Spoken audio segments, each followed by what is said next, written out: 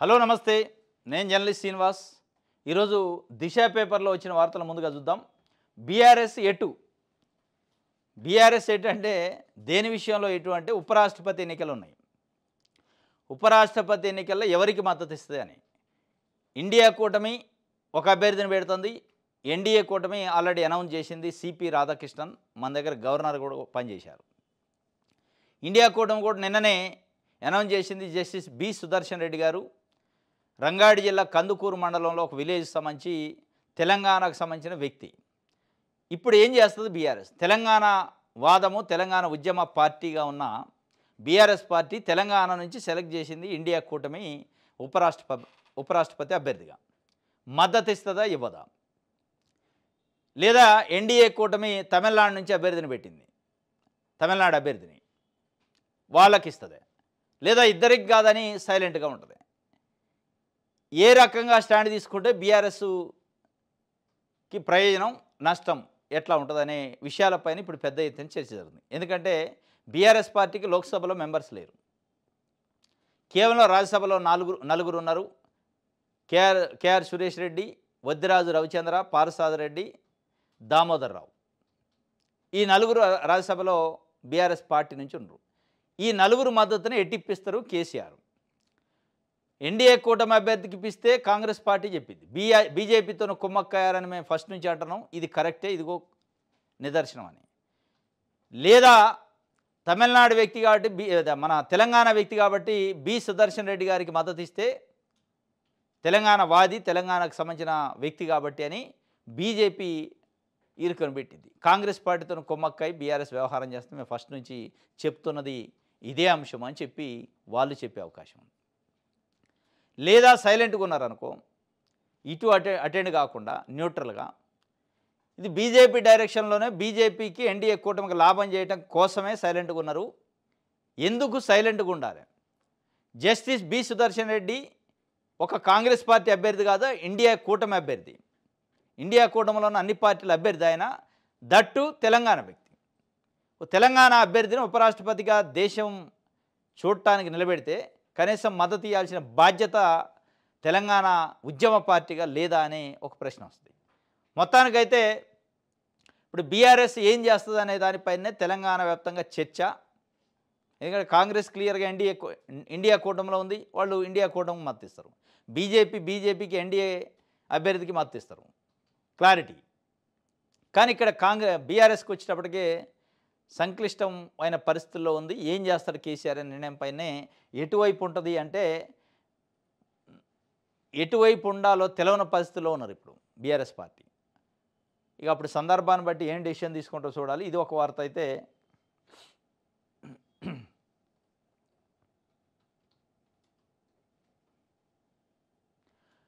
ఉద్యోగుల జంగ్ సైరను, సమస్యల పరిష్కారము డిమాండ్ల సాధనకు పోరు. సెప్టెంబర్ 8 నుంచి బస్సు యాత్రలు, సదస్సులు, జేఏసీ విస్తృత స్థాయి సమావేశంలో తీర్మానం. ఉద్యోగులు, తెలంగాణ ప్రభుత్వ ఉద్యోగులు సంబంధించి గతంలో ఒకసారి కూడా ట్రై చేశారు నిరసన కార్యక్రమాలకి. మళ్ళీ ప్రభుత్వం కమిటీ వేసింది, దానిపైన వెనక్కి తగ్గారు. ఇప్పుడు మళ్ళీ జంగ్ సైరన్ మోగిస్తారట. సెప్టెంబర్ 8 నుంచి బస్సు యాత్రలు, నిరసన కార్యక్రమాలు, వాళ్ళకి సంబంధించిన పీఆర్సీ, ఐఆర్, డిఏలు, రిటైర్మెంట్ బెనిఫిట్స్ అనేకం పెండింగ్ ఉన్నాయి, వేల కోట్ల రూపాయలు. మరి ఆ వేల కోట్ల రూపాయల పెండింగ్కి సంబంధించి అనేక సందర్భాల్లో ప్రభుత్వం పైన ఒత్తిడి చేస్తున్నా పట్టించుకునే పరిస్థితి లేదు. కాబట్టి ఇప్పుడు జంగ్ సైరన్ మోగిస్తున్నాడు సెప్టెంబర్ 8 నుంచి. ఇప్పుడు ప్రభుత్వం ఏం చేస్తుంది? ఎందుకంటే ఇప్పుడున్న పరిస్థితుల్లో ప్రభుత్వానికి ఏ రోజుకి ఆ రోజే ప్రభుత్వ స్కీములు నడపడానికి డబ్బులు లేని పరిస్థితి, ఏ రోజుకి ఆ రోజు ఎత్తుక్కోవాల్సిన పరిస్థితి. రైతు భరోసా ఇవ్వాలంటే మిగతా అన్ని స్కీములు ఆపి ఇచ్చారు. ఇంధనం మెళ్ళ బిల్లులు ఇవ్వాలంటే మిగతా అన్ని స్కీములు ఆపాల్సిన పరిస్థితి. అనేక స్కీములు నడపలేని పరిస్థితుల్లో పక్కన పెట్టారు. రాజీవ్ యువ వికాసం అని పెట్టారు. 5 లక్షల మందికి మేము నిరుద్యోగ యువతకు సాయం చేస్తాం అన్నారు. అప్లికేషన్లు ఎడిపోయినాయో అది ఎక్కడుందో తెలియని పరిస్థితి, డబ్బులు లేక. అనేక అంశాలు, పెన్షన్లు పెంచుతున్నారు, అడ్రస్ లేదు. ఆడబిడ్డలకి 2500 రూపాయలు ఇస్తున్నారు, అడ్రస్ లేదు. ఇట్లాంటి అనేక స్కీములు పెండింగ్ ఏమున్నాయి. మరి ఉద్యోగులు మళ్ళీ జంగ్ సైరన్ మోగిస్తున్నారు. ఇది ఏ మేరకు ఉంటుంది? ప్రభుత్వం పైన ఒత్తిడి చూడాలి. ప్రజాప్రతినిధుల అవినీతిపై ఇంటెలిజెన్స్ నిఘా, వారి అనుచరులు, బంధువుల కార్యకలాపాలపైన ఇప్పటికే సిద్ధమైన అనఫిషియల్ నోటు.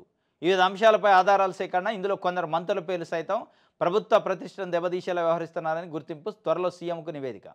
ప్రజాప్రతినిధుల అవినీతిపైన ఇంటెలిజెన్స్ నిఘా పెట్టిందట. నిఘా పెట్టి మరి ఏమన్నా మరి మంత్రులు కూడా ఉన్నారట దాంట్లో. ఏమన్నా మంత్రులను తొలగిస్తారా? నివేదికను బట్టి హెచ్చరించి వదిలేస్తారా?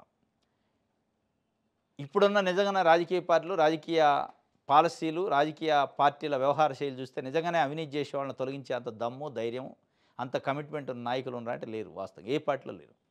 ఆరోపణలు వస్తూనే ఉంటాయి. అదే ఆరోపణల్ని ఖండిస్తారు మళ్ళీ అదే ప్రభుత్వం, అదే పార్టీలు. మా నాయకుడు మంచివాడు అట్లాంటి చేయలేదని. మొత్తానికైతే మరి ఏదో నిఘా పెట్టారంటే నిఘాలో ఏం బయటకు వస్తే ప్రజలకు ఏం ఉపయోగం చూడాలి.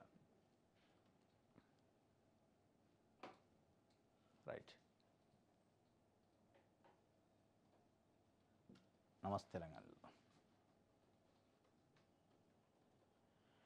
మేడిగడ్డ వాడాల్సిందే. తెలంగాణ కాళేశ్వరం అత్యవసరం. రేపటి కోసం ఆయన రిపేర్ చేయాలి. రేవంత్ ప్రభుత్వ ఆర్థిక సలహాదారు మోహన్ గురుస్వామి కీలక వ్యాఖ్యలు. కాళేశ్వరం ప్రాజెక్టు తెలంగాణకు వరదాయిని. దాంతో ప్రపంచం దృష్టిని ఆకర్షించిన రాష్ట్రం. విలువైన సంపదను పడవ పెడుతున్నారు. కేసీఆర్పై కోపంతో రైతులను ఇబ్బంది పెడతారా? ఈ తీరు భస్మాసుర హస్తమే అయ్యే ప్రమాదం. ఆర్థిక విశ్లేషకుడు మోహన్ గురుస్వామి. రేవంత్ ప్రభుత్వ ఆర్థిక సలహాదారట మోహన్ గురుస్వామి మేడిగడ్డ పైన చాలా కీలకమైన వ్యాఖ్యలు చేసిండు. కేసీఆర్ పైన కోపంతోనే దాన్ని పడవ పెట్టి పని చేస్తే తెలంగాణకి అది శాపం అవుతుందని చెప్తుండు. మరి ఇప్పటికైనా ఇంటడా రేవంత్ రెడ్డి? నీళ్ళు వదులుతారా? చూడాల.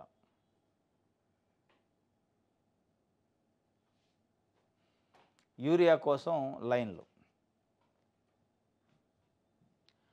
రైట్. మా సారు మళ్ళీ రావాలి, 2 ఏళ్ళు మంచిగా చూసుకోండి. కేసీఆర్ సతీమణి శోభమ్మతో జనం వేములవాడ గుడి వద్ద సందోహం.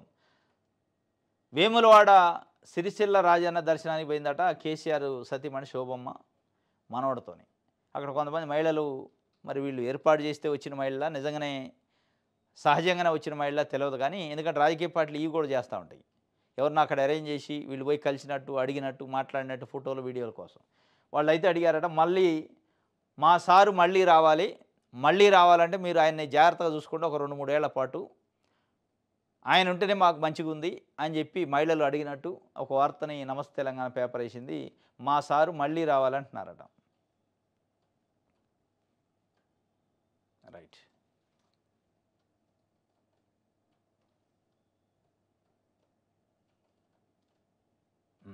ఆంధ్రప్రభుత్వం అధిష్టానం ఆదేశిస్తే కేసీఆర్ను కలుస్తా.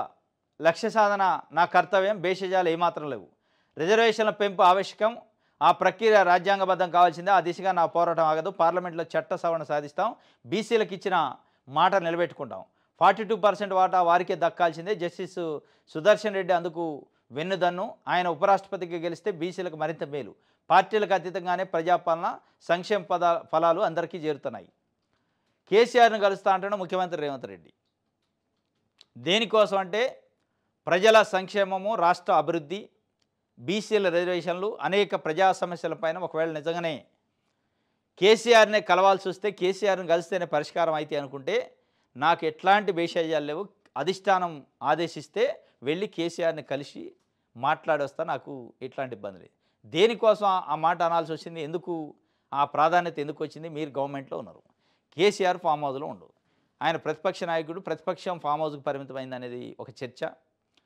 ఫామ్ హౌస్కు పరిమితమైన ప్రతిపక్ష నాయకుడిని కలవాల్సిన ఆవశ్యకత, అధిష్టానం ఆదేశించాల్సిన అవసరం ఎందుకు వస్తుంది? ఒకవైపు మేడిగడ్డ కాళేశ్వరం పైన పీసీ ఘోష్ కమిషన్ రిపోర్ట్ వచ్చింది. దానిపైన ఎంక్వైరీ చేస్తాం, ఎవరెవరిని అరెస్ట్ చేస్తామో, ఎవరెవరిని చట్ట ప్రకారం శిక్షిస్తామో చెప్తూనే ఉంటాం. దాంట్లో కేసీఆర్ ప్రధాన వ్యవహారం నడిపిందంతా ఆయన అని చెప్తున్నారు. అట్లాంటి కేసీఆర్ని కలవాల్సిన పరిస్థితి, అధిష్టానం ఆదేశించాల్సిన పరిస్థితి ఎందుకు వస్తుంది? లేదా ప్రభుత్వం పైన, అధికారుల పైన, యంత్రాంగం పైన పట్టు సాధించలేని పరిస్థితి కేసీఆర్ సలహాలు ఏమైనా తీసుకుంటారా ఆ వ్యవహారంలో అనే అంశాలు పెద్ద ఎత్తున చర్చ జరుగుతుంది. మొత్తానికైతే నిన్న నేను కేసీఆర్ని కలవడానికి భేషజాలు లేవు అంటున్నాను. కలవండి, తప్పులేదు.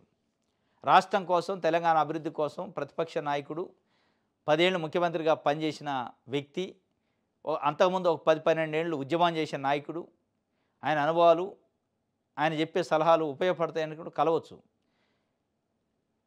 కానీ మీరు రాజకీయ కోణంలో చేస్తున్న కామెంట్లు మీరు ఈరోజు చేస్తున్న కామెంట్ అంటే 1,00,00,000 కోట్ల అవినీతి చేసిండు, కేసీఆర్ కుటుంబం మొత్తం జైలు పాలైద్ది, కేసీఆర్ని జైల్లో పెట్టేది మేమే అని చెప్పిన మీరు దానికోసం కమిషన్లు వేసి దానికోసం కొన్ని డబ్బులు ఖర్చు పెట్టి ఆ కమిషన్ ఎటు పోయింది, దాని రిపోర్ట్ ఎటు పోయింది, దాని ఫలితం ఏమొస్తుంది, ప్రజలకేం ఒరిగిద్ది అని చెప్పలేని పరిస్థితి. చివరికి ఏ కాడికి వచ్చిందంటే రిపోర్ట్ పోయింది, అవినీతి పోయింది, అంత పోయింది, నేను పోయి కేసీఆర్ని కలుస్తా అనే కాడికి వచ్చింది. దీన్ని బట్టి రాజకీయ పార్టీలు అధికారంలో లేనప్పుడు ఎట్లుంటే అధికారంలోకి వచ్చిన తర్వాత ఎట్లుంటే అర్థమైంది. ప్రజలు ఎమోషన్ అవుతూ ఉంటారు. కేసీఆర్ని జైల్లో పెడతారటుంది, అవినీతి చేసిండుగా కుటుంబం అంతా జైలుకు పోద్దటుంది, ఆయన అవినీతి సొమ్ముని కక్కిస్తారటుంది, పెద్ద పెద్ద మాటలు మాట్లాడుతుంది కాంగ్రెస్ రేవంత్ రెడ్డి, ఏదో అయిద్దని ఓట్లేశారు. ఈరోజు మీరు వ్యవహరిస్తున్న తీరు ఆయన్ని రక్షిస్తున్నట్టుంది కానీ ఆయనపై చర్యలు తీసుకుంటున్నట్లేదు. ఇక చివరికి నేనే పోయి అవసరమైతే సరెండర్ అయ్యి కలుస్తా అనే పరిస్థితికి వచ్చింది. ఇది ఒక వార్త.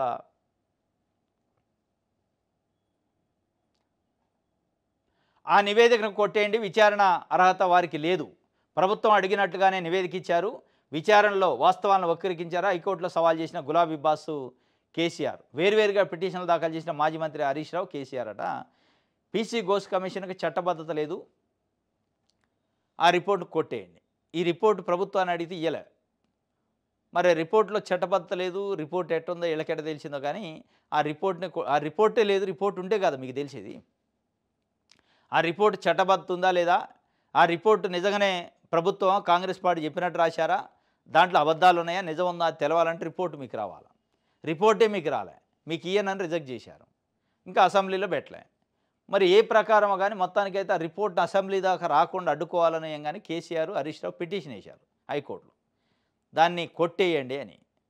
మరి ఆ కొట్టేసే పవర్ హైకోర్టుకు ఉందా, అసలు దానికి లీగల్ జ్యురిడిక్షన్ ఉందా, లీగల్ లిమిటేషన్ ఉందా, దానికి అసలు అర్హత ఉందా, ఆ రిపోర్ట్ని బేస్ చేసుకొని విచారణ చేసో యాక్షన్ తీసుకునే అర్హత ఉందా అనే అంశాలపైన హైకోర్టు చెప్పాలి. ఇప్పుడు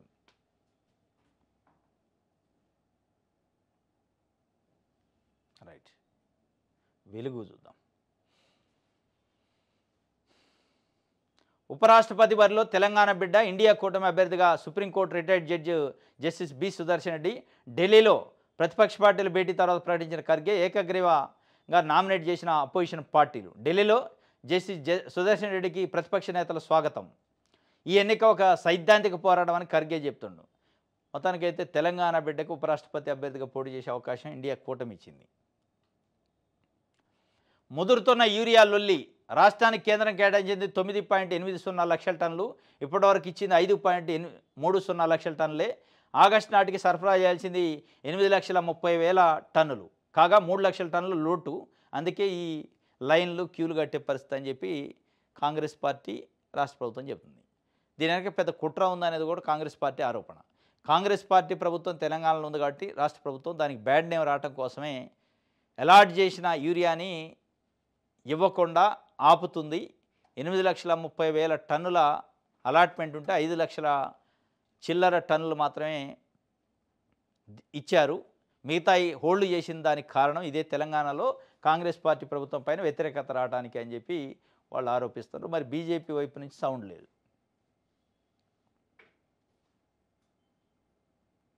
బాలిక వంటిపై 20 కత్తిపోట్లాట. కోగడపల్లిలో సహస్ర హత్య కేసు వేడన మిస్టరీ. మెడపై 15, పొట్ట మీద 5 చోట్ల కత్తితో దాడి. గ్రౌండ్ ఫ్లోర్లో ఉంటున్న వ్యక్తిని విచారిస్తున్న పోలీసులు. క్షుద్ర పూజల కోణంలోనే ఎంక్వైరీ. నిందితుల కోసం రంగంలోకి 5 పోలీసు బృందాలు. మన కూకట్పల్లిలో హత్య జరిగింది. 12 సంవత్సరాల బాలిక సహస్ర పాపం. 20 కత్తిపోట్లు ఉన్నాయట. 20 కత్తిపోట్లతో పొడిచే పరిస్థితి అంటే వాడు మనిషా పశువా? అసలు ఏం జరుగుతుంది, మనుషులు ఎట్లా ఆలోచిస్తున్నారు అనేది దీన్ని బట్టి అర్థమవుతుంది. మెడపైన 15 ఉన్నాయట, మెడపైన 15 కత్తిపోట్లట. తర్వాత పొట్ట మీద 5 చోట్ల కత్తితో పొడిచినట. గ్రౌండ్ ఫ్లోర్లో ఒక వ్యక్తి ఉంటుంటే ఆయన విచారిస్తారట. ఇక అనేక కోణాల్లో విచారణ అయితే జరుగుతుంది. అంటే ఈ మధ్యకాలంలో జరుగుతున్న హత్యలు, అత్యాచారాలు, మహిళలపైన, మహిళలు భర్తలపైన చేస్తున్న వ్యవహారాలు ఇవన్నీ చూస్తుంటే అంటే పబ్లిక్ ప్రజల యాటిట్యూడు, ఆలోచన విధానం ఎంత స్వార్థపూరితంగా ఉంది, మానవత్వం ఎంత చచ్చిపోయింది అనేది అర్థమవుతుంది.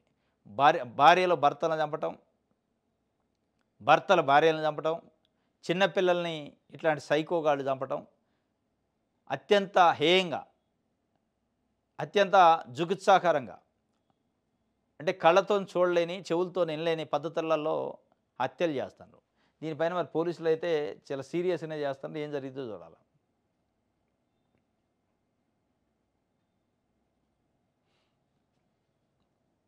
రైట్. ఈనాడు చూద్దాం.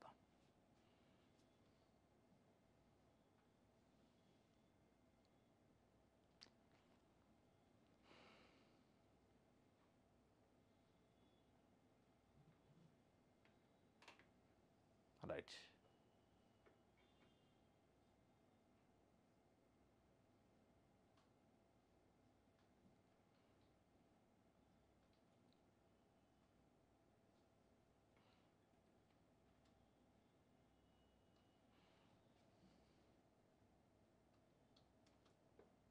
ఆంధ్రజ్యోతి చూద్దాం. తెలుగువాడిని గెలిపించుకుందాం, సుదర్శన్ రెడ్డిని ఉపరాష్ట్రపతిగా ఎన్నుకుందాం, ఒకతాటిపైకి వచ్చి ఓటు వేద్దాం అని చెప్పి ముఖ్యమంత్రి రేవంత్ రెడ్డి గారు పిలిపించారు. తెలుగువాడు అనే ఒక సెంటిమెంట్ని అయితే తీసుకొచ్చారు. మరి ఏం చేస్తారో చూడాలా. తెలుగు వాళ్ళు తెలుగు రాష్ట్రాల్లో ఉన్న ఎంపీలు అందరూ ఓటేస్తారా, లేదంటే వాళ్ళ వాళ్ళ రాజకీయ ఎజెండా ప్రకారం వేస్తారంటే రాజకీయ ఎజెండానే వేస్తారు. ఇక్కడ ఏంటంటే బీఆర్ఎస్ అడ్డకత్తెరలో పడ్డది. ఇప్పుడు ఏం చేయాలి? తెలంగాణ వాడికి మద్దతు ఇవ్వాలా, లేదంటే ఎన్డీఏ కూటమి మద్దతు ఇవ్వాలా? ఈ రెండు పార్టీలకి, రెండు కూటములకు కాకుండా సైలెంట్గా ఉండాలి. సైలెంట్గా ఉన్నా బ్యాడే వస్తుంది. ఎందుకంటే ఒక తెలంగాణ వ్యక్తిని అభ్యర్థిగా పెడితే మద్దతు ఇవ్వాల్సిన బాధ్యత లేదా అని వచ్చే అవకాశం ఉంది. అది కూడా నెగిటివ్ అయ్యే అవకాశం ఉంది. రైట్. ఇంకోటి, సీఎం అయినా పీఎం అయినా అరెస్ట్ అయితే అవుటే. 30 రోజులు జైల్లో ఉంటే పదవి ఉన్నట్టే కేంద్ర రాష్ట్ర ప్రభుత్వాల్లో మంత్రులకు వర్తింపు. సీఎం అయినా పీఎం అయినా జైల్లో ఉంటే అవుటేనట. ఇది 75 సంవత్సరాల స్వతంత్ర భారతదేశం తర్వాత ఇప్పుడు ఆలోచిస్తారు. ఇదే జైల్లో ఉంటే పదవులు, ఉద్యోగాలు ఓడతాయనే విషయంలో ప్రభుత్వ ఉద్యోగులకైతే 48 అవర్స్ జైల్లో ఉండనుకో ఉద్యోగం పోద్ది, సస్పెండ్ అవుతారు. ఇదే రాజకీయ నాయకులు నెలల పాటు జైల్లో ఉన్న మంత్రి పదవి ఉంటుంది, ముఖ్యమంత్రులు ఉంటాయి. అంటే వాళ్ళే చట్టాలు చేసుకుంటారు కాబట్టి వాళ్ళు రక్షించుకుంటున్నారు తప్ప ఉద్యోగులకేమో 48 గంటలు జైల్లో ఉంటే సస్పెండ్ అవుతారు, ఉద్యోగాలు పోతాయి.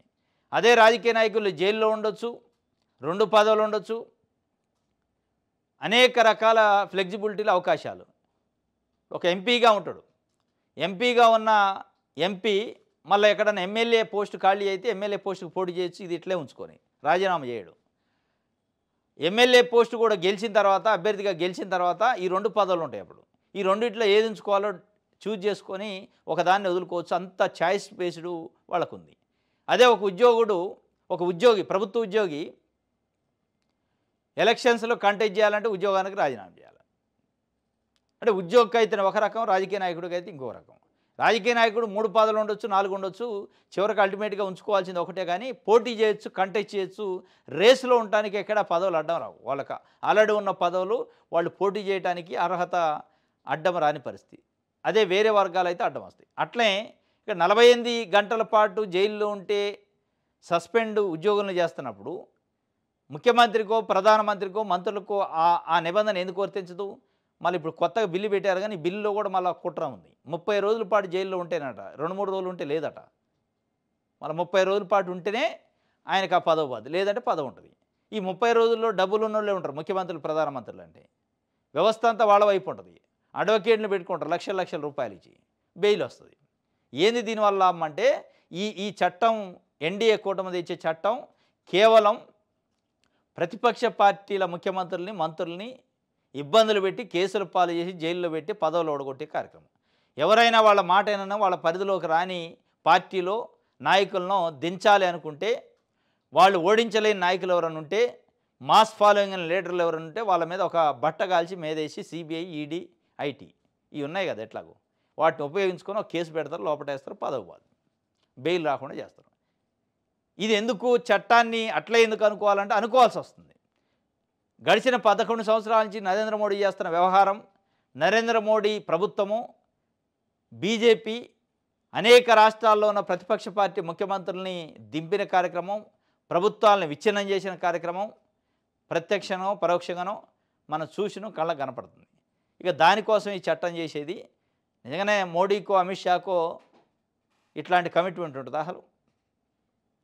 ఏది జైలుకు పోతే పదవి ఊస్టు, సీఎం అయినా పీఎం అయినా అని అంత ఔదార్యమో, అంత పొలిటికల్ విజనో, అంత ఫెయిర్ పొలిటీషియన్సో అనుకోవటానికి లేదు.